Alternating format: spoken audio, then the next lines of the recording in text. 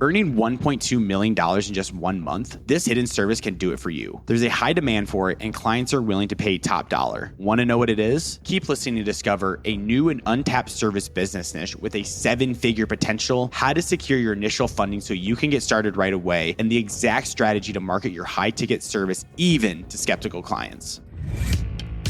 This is Ryan Atkinson, and you're listening to the UpFlip podcast, where we uncover how great businesses are built, how they're run behind the scenes, and how you can replicate their success. Josh Dominguez joins the podcast today. He is the CEO and founder of Refresh LED. And guys, have you ever thought about doing LED lights? This is going to be the episode for you, because when funds were tight and his customers weren't eager to try a new technology, Josh came to deliver. Now, Refresh LED clears north of $1 million per month. Today, Josh is going to share some of his secrets with us, how to market this product to go from $0 to $1 million a year, and then how to go from $1 million to $10 million per year. Josh, super excited to have you on today. Thank you so much for being here. It's going to be a great one.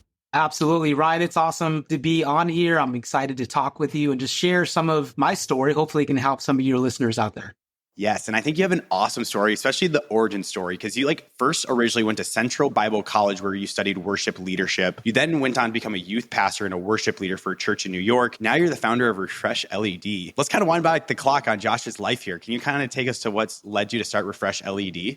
Yeah, absolutely. So like you said, I went to Central Bible College. I studied worship and ministry, and naturally you fall into the equipment, working with amplifiers and lighting and sound, and you're kind of just, ingrained into that whole world. And I took a position in Long Island, New York, was there for a number of years. And really that's where I got my hands into the technology of lighting, sound, and, the video space. Once I left New York, my wife and I started having kids. We settled down in Pennsylvania, and I needed to kind of get into a new niche. And at the time, I actually started a mobile detailing business. That was my very first business that I ever launched. And I remember going to Walmart and I bought $100 worth of detailing sprayers and towels and some of the basic equipment just to be able to go and do one job. And I remember that $100 at the time was a lot of money for me. And I actually didn't tell my wife about it till afterwards. And she was fine with it because we needed extra income at the time. So I really started grinding and working into that detailing business. But I fell back into the LED space that I'm in now by going to an LA based marketing boot camp for my detailing business. I connected with a friend of mine that was already doing LEDs, but doing it more on the rental side of things. And I got really excited about that opportunity. Came back to the East Coast in Pennsylvania, was still detailing cars. And I could not stop thinking about this other opportunity with the technology, because having come from a church ministry background, I was already familiar with where technology was going in the churches. And I really just saw a huge opportunity from churches to businesses and to schools, education, and could not stop. So what I did is I started making phone calls while I was cleaning cars. I'd be out there in people's driveways, cleaning their cars. I'd have an earpiece and I'd be making calls on the side.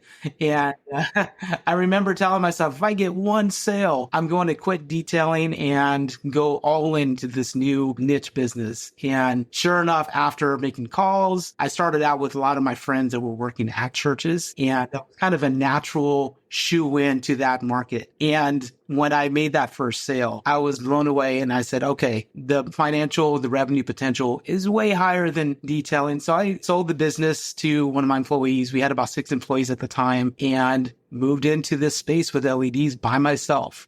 Oh, man. I want to ask, because I think it's really funny that you went to LA for a marketing boot camp for your detailing business, but you left with the idea of doing LED lights. What excited you about the opportunity? Just so if someone's listening, they can also be excited about the opportunity. What kind of was oh, this is actually really interesting? Yeah, well, I think it's important, no matter where you're at or what you're doing, to always keep your eyes open for opportunities, because sometimes opportunities come in the most uncommon ways. Again, like you said, I went out to a marketing boot camp that was specifically for detailing. I ended up coming back to the East Coast with a whole new idea, a whole new niche, a whole new passion and whatnot. But having come from a church ministry background, just exited a ministry position, and I was already seeing the trends with the technology, especially in the church space. And so when I saw the LED potential, I knew there was something there, and I knew that it was still very, very new in general, not just with churches. It was new for businesses. It was new for theaters and different market spaces. So I knew I had to get in. Timing is everything. And it was just a risk worth taking because at the time, my detailing business was already paying me. I was already, I had 6 employees at the time. I had crews going out to golf courses and businesses and car dealerships and all this.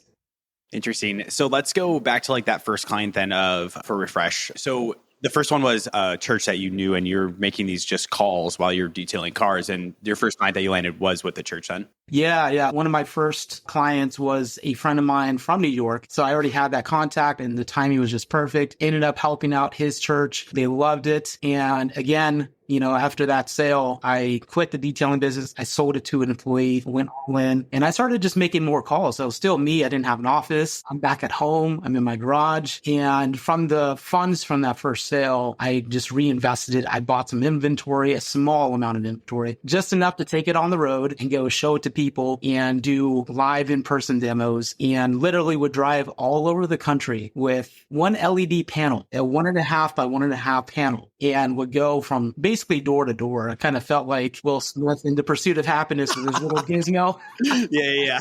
Basically me, going across the country, just showing people, I took a buddy of mine and we would see a church and we'd look it up on Google. We call the church and be like, hey, we're in the area. I'd love to show you this new technology. Take 15 to 20 minutes. And people loved it. Not every person bought, but I did come back from that trip with 2 or 3 more sales. I love like the grittiness of all of that, especially door-to-door sales. If anyone's doing door-to-door sales, I will tip my hat to you and give you your flowers because I know how hard that is. I want to ask a very important question. For LED lighting, can you kind of dig into that a little bit more about exactly what you guys are like providing to like churches and large companies? We can kind of give that context a little bit as well. Absolutely. So if you've ever gone to a stadium, arena, you've seen those big LED Jumbotron screens. So we produce and we make our own LED panels. They're more fine pixel pitch, so they can be used indoors. Churches will put them on their stage for stage design. Theaters are starting to use them right now. You might see them inside of retail stores or casinos. So that's what we do. The big LED screens literally can be applied to any venue, any building, commercial space, even in corporate boardrooms. We're starting to do a lot of corporate boardrooms now. But yeah, if you've gone to an arena, you've seen those big jumbo LED screens, even on the billboards, digital billboards. That's basically what they are. They're LED screens. Those are just designed for outdoors and they're wider pixel pitch. Basically, pixel pitch is a term you'll hear in the space. It's basically the distance between each individual dot. And they come in a variety of different pixel pitches to basically give it a tighter and a better resolution.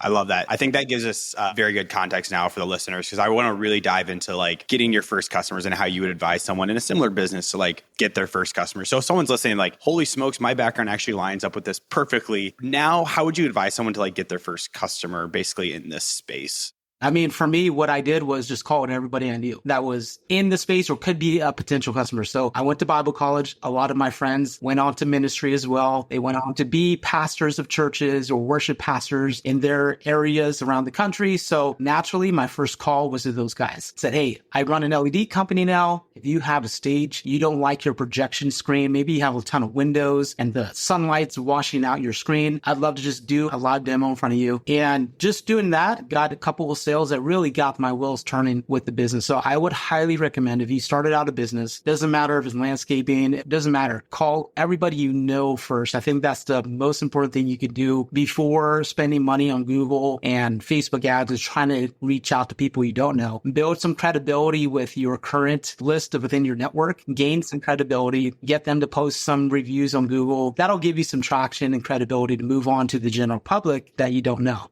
That is great advice. And a lot of people that we speak on this podcast, they echo that. It's like, if you want to get your first customers in window washing and microgreens and LED panels, like you need to be calling people that you know. And it sounds like you kind of had like a pretty good niche that you're going after too, with like large churches and like you're just reaching out to your network to actually get those first clients. Yeah. And I was comfortable in that space. So you might have a space you're naturally comfortable talking to. And that's fine. For me, it was churches because I just came from the church market. And, I was doing both. I reached out to my personal network, but I was also doing a lot of cold outreach. Like I said, we would go on the road and we would just call businesses and call churches. And, we have this product we want to show to you. It would take 10, 15 minutes. And, some people liked it. Some people didn't give us the time of day, and that's okay.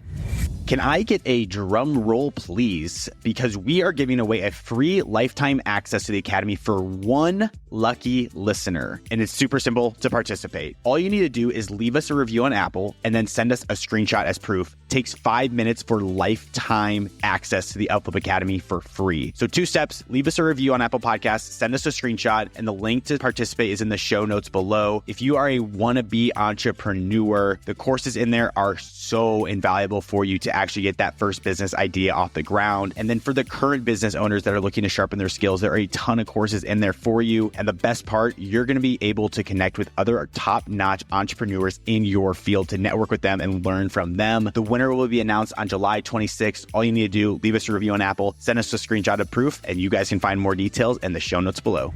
And then like your startup cost with this. Obviously, it's probably changed a lot since you got started, but like what are some like typical like startup costs when starting a company like this? Like what are those like first supplies that you need? Like bare bones supplies you need to actually sell something? Yeah, I mean, my product is a high ticket item, an LED wall back when I first started, 16 foot by 10 foot. It was upwards of $60,000 for a screen. Now it's come down, we're in the 40,000 range now because of how we manufacture our products now. But, we have our factories are overseas and we have a ton of control of quality and product design and whatnot. But, to start out, you can literally start out with nothing by making calls. And, if you've picked out a product or a service, sell it first. Get the funds, get what you need to do it, and then go do your first 1 or 2 clients with those funds. Or, I also, once I got that first sale, I kind of proved to myself that this can be done. I actually went to my dad and I said, hey, can you help me? I know he's not a wealthy guy, but I knew that I can go to him. And I said, hey, can you help me get some inventory? So he lent me $16,000 and at $16,000, I went and I bought some inventory. I bought an old enclosed trailer to be able to haul the inventory around, do some live demos, bought a computer, bought a camera, and off we went. So that $16,000 really got me rolling and was the fuel I needed just to get that business off the ground.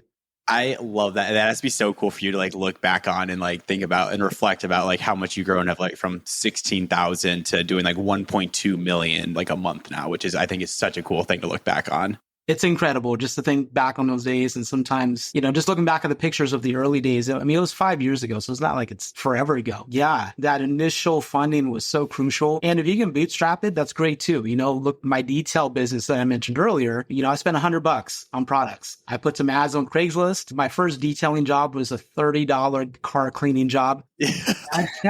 So that's literally 30% of the initial cost that I spent on products. But the first funds that you make or you spend are always what stick with you. And it's good to think back on and reflect because it really just puts things in perspective now.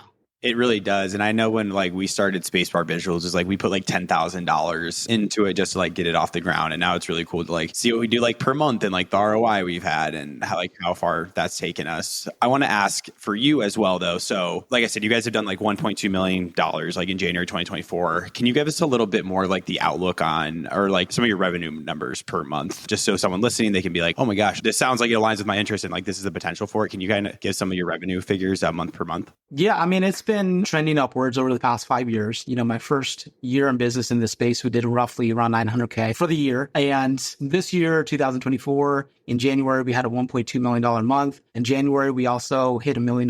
March and April, we kind of took a little bit of a dip. And that's just the nature of our business. And probably with a lot of other industries have their ebbs and flows and they go up and they go down. Ours kind of dipped down to 700-800 for March and April. But this month, we're looking to bounce back up into the $1 million range. So for us, that's huge because that puts us on track to hit a yearly revenue mark anywhere in between $10 and $12 million for the year, which will be our, best year yet. And coming from $900K in year one, that's huge for us. I was gonna say you're 10xing there. And I want to first off say like, congratulations to you. That's like a huge accomplishment just for like what you've done. And like, I know you guys have like 25 employees. It's awesome being a small business owner, or I don't know if you even consider it a small business, but like the opportunities you're able to give to people. I want to talk about some of those success things, like what has led to go from 900K to like almost 10 million a year. What are some of like those biggest levers that you pulled to like really accelerate growth?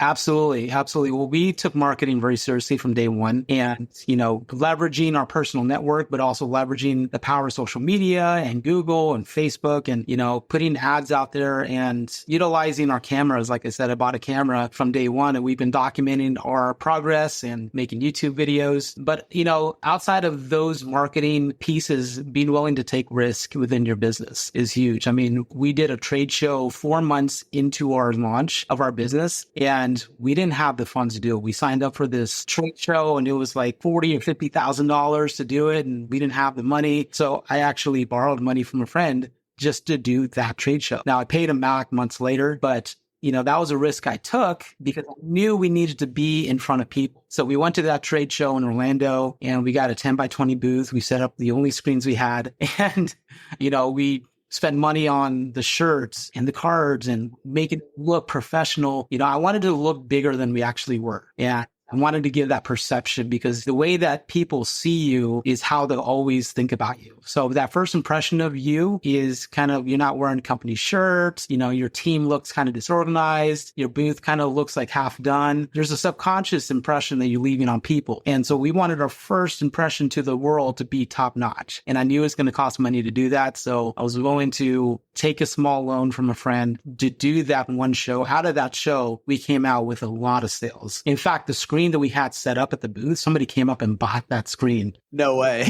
Right there on the spot and wrote us a check for it. It was awesome. But be willing to take those risks because that is hard to do. What is really cool about that is yes, if you're going to be an entrepreneur, you definitely have to take those risks, but it's also those calculated risks that you do take. People say take massive risks, but no, you need to be a little bit calculated as an entrepreneur. So going to that trade show in Orlando, you're getting in front of a large audience, but what were some other things that were we really need to do this? Because I want to have someone think what are those calculated risks that I need to take in this industry? And how do I know if it's a risk worth taking? So how do you perceive that when you are taking a risk in this industry of calculating, is this going to work or not? Yeah, absolutely. Well, the other calculated risk every business has to make is bringing on people to help move their business forward. So whether that's a salesperson, whether that's a marketing individual, or maybe that's somebody to help go install these LED screens. And that was the case for me. When I started, I was doing the selling, I was doing the marketing, I was doing the installations, and I was doing support. And, with technology, things happen. And so, whether somebody goes and accidentally pulls a cable, guess who they're calling? They're calling me. So I got to a point where I had to make a decision to bring on more people one by one to help with sales, to help with operations, to help with doing the installs, and that's the thing. You got to have a game plan if you're going to bring somebody on. Now, what are you going to do with that freed up time? So for me, not going out on jobs to install the screens freed me up to really lean into my strength. My strength is selling, it's doing marketing, and once I was able to get off of the jobs a little bit and start to focus on sales and building out a sales team, then that's when we saw a lot of growth. So that was kind of a calculated risk. I bring person A on that allows me to have 40% more time. And with that time, now I can really, 2x, 3x, 4x sales. Josh, I resonate with this literally so much because up to about a month ago, I was doing all the account management here at Spacebar Visuals. I was dealing with all the client inquiries, doing all this stuff. Love our clients, but it just takes a lot of work, just the nature of it. But we actually hired someone to take over account management. And now my day is freed up 40% and also leaning into those sales. So I think it's really thinking about what's my unique skill set and how can I free up my time to really dive into that unique skill set, similar to what you did. Absolutely. Yeah. And I think that's a tough topic for a lot of business owners, entrepreneurs. You want to do everything. We're action takers. We want to have our hands in the day-to-days and in the weeds. But when we can pull back, my rule of thumb is if somebody can do it 80% as good as you, that is your sign when you can really back off and allow that person to go and do that thing. And if that's going to allow you to be more customer facing, marketing, sales, whatever your strength is, that's going to help the business as a whole. So I'm really excited to ask you this question because I have been having this question in my back pocket for every interview that I've ever done. So I'm excited to ask you this one. So you talked about focusing on operations and hiring sales and marketing people, hiring ops people. How do you balance that? Because when you think about ops, they're not revenue generating. They're super important. 100% agree. 1000% agree. Ops is super important. They're not revenue generating a sales and marketing employee. So how do you balance that ratio when hiring early on? Yeah, early on, you have to value what your time is worth. And, most business owners typically lean in the sales and marketing side of the business. So for me to not be in the warehouse, prepping orders, loading trucks. What can I be doing with that time? How many sales can I potentially be making? How many phone calls can I be making? Emails or live demos? I can focus so much on that. So balancing it out in the beginning is easier because, you're making a single decision to pull you out of a certain thing. For me, it was warehouse operations, and getting somebody in that kind of leans more into that realm of the business. And I know myself, I know that I can, in an hour's time, I can make 10 to 15 phone calls and have 3 to 4 quality conversations, maybe set one demo. And out of that 1 or 2 demos, I can get at least one sale. I know for me that one sale was worth, 35%, 40%, 50% of my gross margin on that sale. So if it's $100,000 sale, then that one sale for me can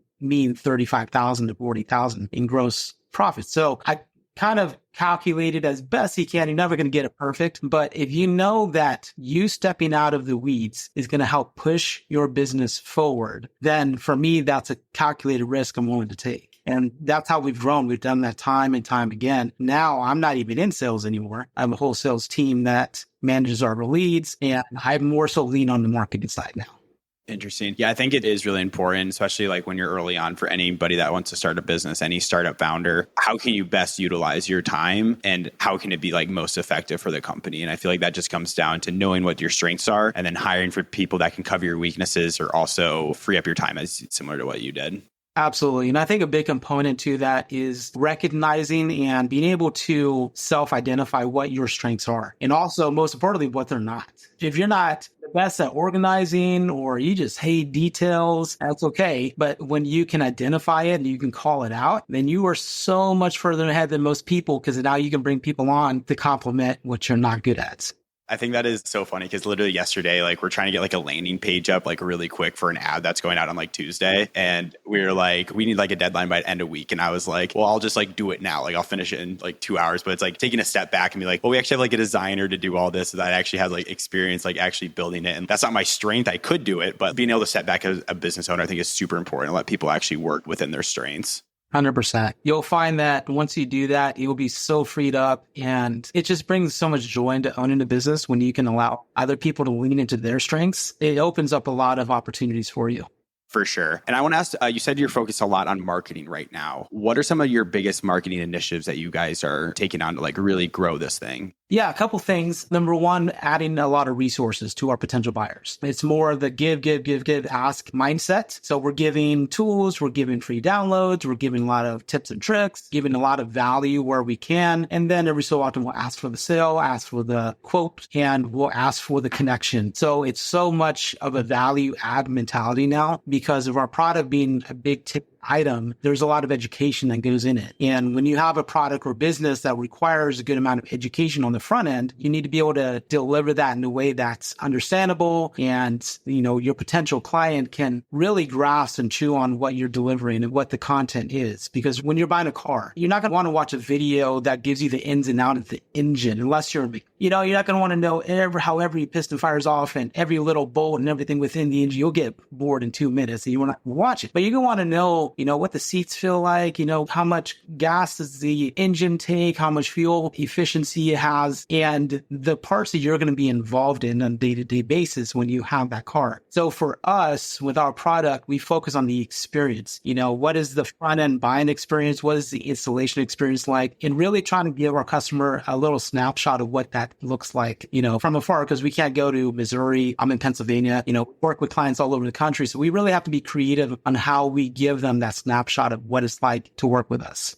Yeah, I think that's a super important thing, especially once you grow your company so you get a little bit more like brand awareness out there, is like just adding value in any way that you can. If it's like, what's our process look like for the installation process, all that stuff. Would that be the same strategy you would use from going from $0 to 1 million? Would be that value add on social media, or what would be your strategy there? Yeah, it would be some sort of guide. If I mentioned landscaper or window washer versus we're in the product-based business, but whatever your business is, if you can create some sort of product guide, if you're a landscaper, kind of a landscape design guide, how to maintain your yard in 40 easy steps, anything of that sort, what it does, it places you as an authority in your space. When you do a ebook or e-write-up, doesn't have to be crazy long. Ours is only 12 pages. And I have it right here behind me. That's our LED wall buyer's guide. And that is a free download on our website that anyone can go download. When we go to trade shows, it's the hottest thing that flies off our tables. And it really just answers a lot of questions. I talked about pixel pitch earlier. There's installation, there's pricing. There's so many questions, just like when you buy a car, but we broke it down in 4 to 5 easy steps in that little booklet. So if you create something like that in a digital version, create it as a PDF, have it as a free download on your website, you can use that asset and market it and utilize it for Facebook ads, Google ads, and it's a freebie. People like free stuff. So we are kind of winding down on time here. One thing I am excited to ask you about is the UpFlip Academy, because I know you just got started, just taking a look around at it, but can you kind of explain what are you most excited for in the UpFlip Academy? Yeah, I just got into it. I'm excited to dive in some more. I love the community aspect of being able to connect with other business owners around the country and the conversations that can really get going and just learning about other industries and talking about what are some of your struggles? I mean, I think there's a need for business owners just to connect on just a personal level and just talk through things that you've gone through that maybe I haven't gone through. That is cool. I love the courses in there, from service-based businesses to product-based businesses. I think there's a lot of value in there for business owners. I'm excited to dive in some more. Yeah, it's going to be awesome. And everyone, please go check out the UpFlip Academy. There's going to be some great stuff in there. But as we wind down this conversation, we have 5 questions left. And these are our Fan Blitz questions, where our community actually submitted these for you. And guys, if you want to join in on the conversation with world-class entrepreneurs like Josh, go to www.youtube.com/upflip and submit your questions there. But Josh, are you ready for our last 5 questions from the community? Let's go. Perfect. Our first question here is, can this business work anywhere in the world? I think it can. For our business, anywhere that there is video engagement, from a retail store, restaurant, everywhere we go, we're looking at video of some sort. So if you're in a business or you're in a place anywhere in the world that requires video engagement, then yes. I love it. Number 2, do you work contractually, and how do you start sourcing materials for a client? Yes, we do have contracts with our clients. Every client has a single project contract. We don't have service contracts. Thereafter, we have a warranty program, and we do source all of our materials come from overseas. We have different factories that we work with. Does one need to necessarily have in-depth knowledge in the technicalities of how to build giant LED walls? Great question. Not at all. I mean, what we say to our clients who ask us about maintaining, if you have ever plugged a cable into an amp or you've ever plugged a cable into your TV cable box, then you can jump into this business and learn it. Obviously, just like a car that I referenced earlier, there's so many depths and levels you can go within it, but general high level, anyone can really do it. I love it. Number 4, we kind of talked about this, but how do you get customers? We get customers by getting in front of them. So we still go to trade shows. We still go to conferences. In fact, today I'm going to New York City for a franchise expo and try to get in front of them. But obviously, we utilize every channel available online, Facebook, YouTube, Instagram, paid per click ads, and we try to get our freebies in front of people virtually. Last question for you on the Fan Blitz questions. How would you feel about working for someone who knows less than you? At first, it would be tough, but it takes a little bit of maturity to understand that, hey, this person probably knows more than me in some areas, and that's where they need to be. And for me, most of my guys know more than I do. They're smarter than I am. And it takes a certain level of maturity to be able to say that and to bring them on. And it will make your life way easier, though, when you hire smarter people than you. So while it sounds counterintuitive, it's very intuitive. Trust me. Yeah. Never be the guy that knows everything. Yeah, and you don't want to be. But you are a guy that knows a whole lot about LED lights. And if someone wants to connect and learn more about you, Josh, where can they do so? Please plug all your websites and everything there. Yeah, absolutely. refreshled.com. We have a plethora of videos and freebies you can download. You can connect with me personally on Instagram at JoshDom619. My personal Instagram. I'd love to connect with you and just network. And if there's any questions I can answer, I'd love to be a resource to any of your listeners out there. For more tips on growing your business, check out episode 128 of the podcast, where I talked to Neil Parith about the easy sales strategy that grew his business to $125K per month, all while traveling around the world. It's an incredible conversation that I'm sure will inspire you as much as it did to me. Guys, thank you so much for tuning into today's episode with Josh. This was a super fun conversation to have with him. And my 3 takeaways that I have are: number 1, if you are wanting to get started in any business, service-based business, product-based businesses, anything that involves business, to get your first customers, ask your friends and family. We hear it a lot on this podcast, and Josh doubled down on it today. Get your first customers, ask your friends and family. Number 2, as you grow your team and making your first hires, how can you free yourself up to do what you do best? Are you best in sales and marketing role? Then don't be doing ops. Josh talks about this in the podcast, and it really hits home the point of freeing up your time and how to hire effectively. Number 3, what I think is super cool, Josh does this and he makes over $1 million per month, but anyone can do this. You don't need a technical background. You just need to know, as Josh does, to plug a cable into a TV. That's all you need to know. So if you are great at sales and marketing and you don't have a technical background, boom, there you go. You now have a business that can do over $1 million per month. Great episode with Josh, guys. Thank you so much for tuning in today's episode, and catch you on the next one. Josh, thank you so much for being here. Great conversation. So yeah, thank you so much for being here today. You too, Ryan. Thank you for having me. Much appreciated.